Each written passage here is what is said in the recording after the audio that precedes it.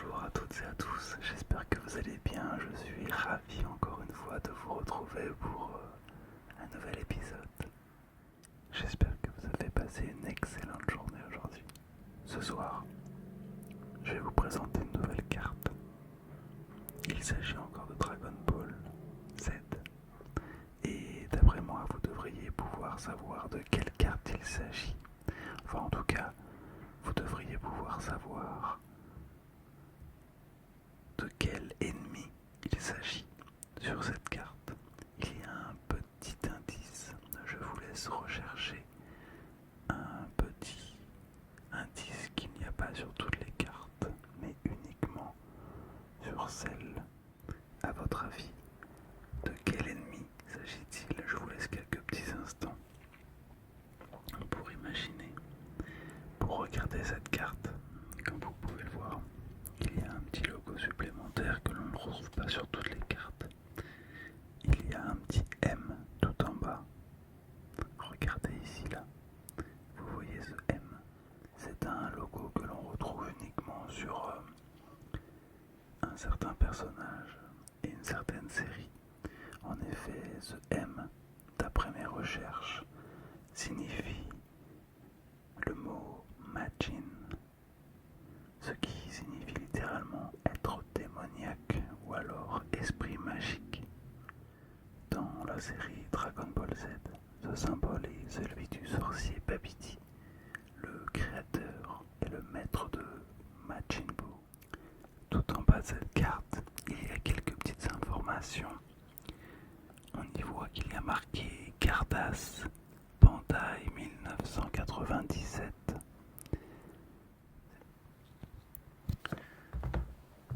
Alors, sans plus tarder, une fois que l'on a bien regardé le dos de cette carte, on va passer maintenant à la face avant.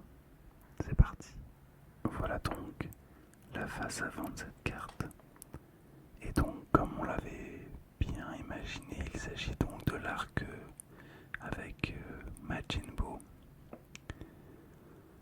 Cette carte, elle est magnifique. Il s'agit d'une Power Level. Cette carte, elle fait partie de la collection française Dragon Ball Z, le grand combat Power Level. C'est une adaptation officielle produite par Bandai dans les années entre 1994 et 1996. Ces cartes étaient la version française des célèbres cartes japonaises Super Battle, éditées au Japon depuis 1990 environ. En France, elles étaient vendues en blister ou en paquet dans les bureaux de tabac ou les magasins de jouets. On pouvait aussi en retrouver dans les machines où on mettait une pièce et une carte en sortait, une carte au hasard. Il s'agit donc de la carte 665, coup de coude acharné. Et on peut y voir deux personnages. Il y a Son Goku et puis il y a le petit Majin Buu qui est appelé Kid Buu. La carte 665 fait partie de la partie 16 de cette collection de cartes et elle correspond aux derniers épisodes de cet arc de Dragon Ball Z avec Majin Buu. Cette carte, elle représente un moment très fort de Dragon Ball Z. Il s'agit du combat final entre Son Goku et puis Kid Buu. Kid comme enfant et Buu comme le méchant qui s'appelle Buu. En fait, Kid Buu c'était une version plus petite mais aussi très dangereuse, très hargneuse. Elle avait aucune émotion, elle était là pour tuer uniquement. Donc cette carte 665, coup de coude acharné. Et en dessous il y a écrit un coude si solide qu'il brise l'acier. Il ajuste sa cible et le coup part. Et en effet, on peut voir donc Son Goku donner un coup de coude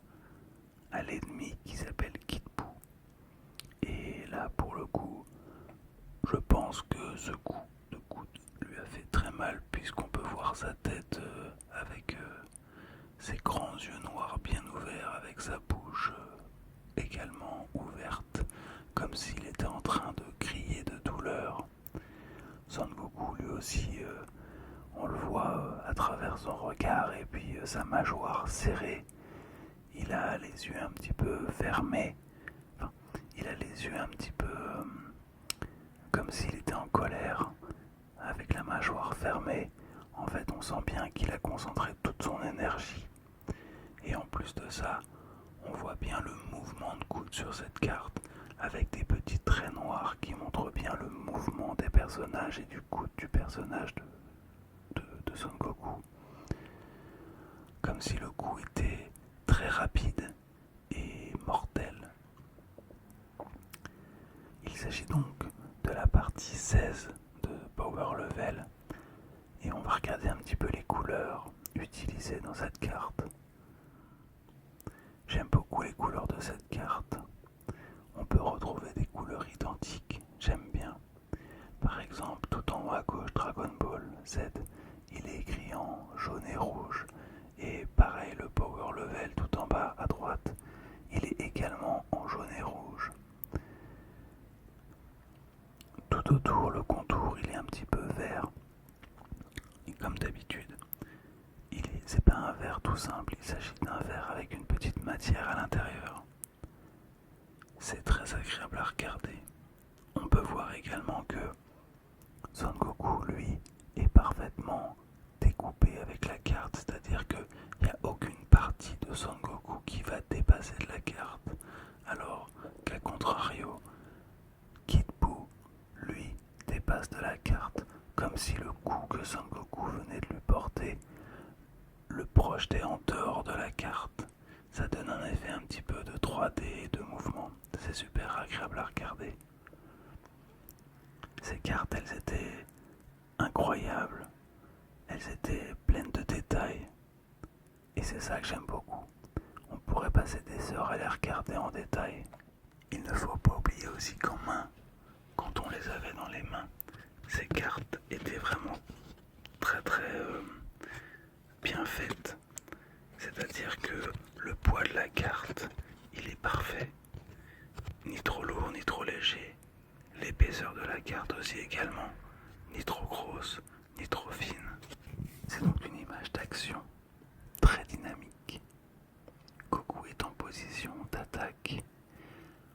Les cheveux dorés dressés vers le ciel, tandis que le petit Buu, minuscule mais redoutable, est en train de subir les attaques de Son Goku. Le fond de la carte, il est bleu. On imagine donc que le combat se passe dans le ciel. Les deux ennemis sont en train de voler, tout en faisant une bataille acharnée.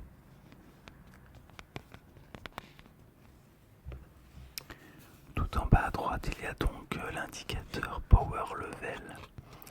Et ici, on peut voir le numéro de la carte qui est le numéro 7. Pour vous permettre de vous relaxer un petit peu plus, je vais continuer un petit peu à faire du tapping avec la carte. Un petit peu à droite.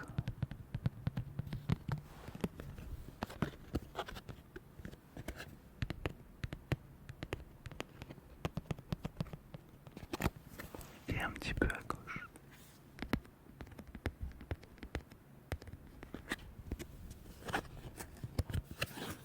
D'ailleurs, je voulais vous demander qu'est-ce que vous pensez de ce nouveau micro.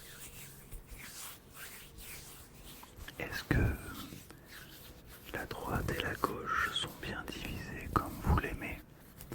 Vous pouvez me dire ce que vous en pensez, j'essaierai de faire des petites modifications si besoin. N'hésitez pas à me dire ce que vous aimeriez que j'améliore et je le ferai avec plaisir. D'après moi, les couleurs utilisées dans les cartes Dragon Ball Z ont une vraie symbolique. C'est-à-dire qu'ici, jaune doré du Super Saiyan représente la lumière, la pureté, la justice. Le rose ou le violet de Boo, de Kid Boo, du petit Kid Boo, symbolise la magie, le chaos et la destruction. Ensemble, ces teintes créent un contraste visuel très très fort, rappelant la lutte éternelle entre le bien et le mal.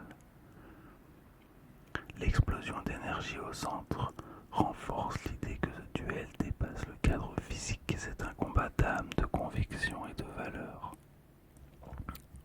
Kid Boo était un personnage très redoutable qui ne pensait qu'à détruire son adversaire, il n'avait aucune pitié et on voit bien que Son Goku a eu du mal à le battre puisque quand on zoome un petit peu sur la carte, on peut voir que Son Goku qui est en transformation numéro 3 en Super Saiyan 3 SSJ3, eh bien Son Goku a des blessures sur tout le corps. On peut voir des blessures sur l'épaule gauche, sur l'épaule droite, sur tout le bras et puis sur le visage aussi. Mais il ne s'est pas laissé faire puisqu'il a réussi à toucher l'ennemi dans le dos. Aujourd'hui, la carte numéro 665, elle est assez recherchée par les collectionneurs. Elle fait partie de la fin de la série, ce qui signifie qu'elle a été produite en quantité plus limitée que sur les premières cartes. En bon état, cette carte, elle peut valoir entre 30 et 70 euros en fonction de l'état de la carte. C'est une pièce de collection. Son Goku avait déjà battu de nombreux ennemis. Il y avait eu Cell et puis Freezer. Et cet arc Boo est encore plus complexe pour tous les personnages, puisque grâce à Babidi, les personnages ont aussi une dimension magique où ils peuvent transformer et utiliser de la magie. En effet, ici dans cet arc, Majin Buu réussit à se transformer à plusieurs reprises dans différentes formes. La carte Dragon Ball Z Power Level numéro 665 n'est donc pas seulement une image de pur combat, c'est un témoignage de la fin de l'aventure de Dragon Ball Z. C'est un moment où Son Goku commence à parvenir à gagner du terrain sur ce héros, sur cet ennemi. C'est donc une carte qui montre la fin d'une époque, mais aussi l'héritage durable de Son Goku, le héros qui, encore une fois, va réussir à sauver tout l'univers. Et vous, quel est votre arc préféré? Est-ce qu'il s'agit de l'arc de Freezer, Cell ou Boo? Cette vidéo est bientôt terminée et j'espère que elle vous aura plu. Moi en tout cas j'ai adoré pouvoir vous décrire cette carte.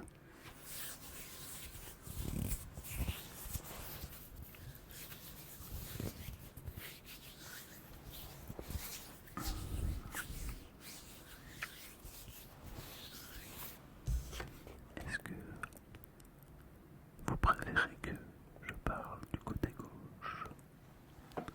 Ou alors est-ce que vous préférez que je parle du côté droit? Ça peut être intéressant pour moi de savoir, en fonction de ce que vous aimez. Je pourrais continuer à faire des vidéos un petit peu plus à gauche ou à droite. J'aime beaucoup ce micro parce que j'ai le casque sur les oreilles en même temps et puis du coup c'est comme si j'écoutais de la l'ASMR, donc c'est super relaxant pour moi aussi.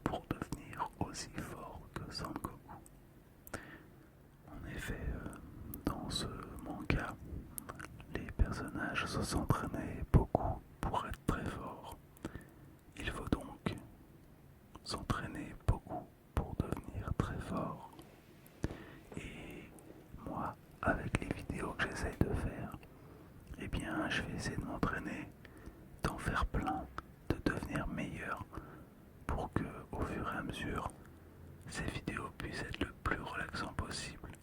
J'espère donc que, au fur et à mesure des vidéos, je pourrai vraiment vous relaxer de plus en plus. Je vais donc m'entraîner jour après jour, comme Son Goku. Sur ce, je vous souhaite une agréable soirée et je vous dis à très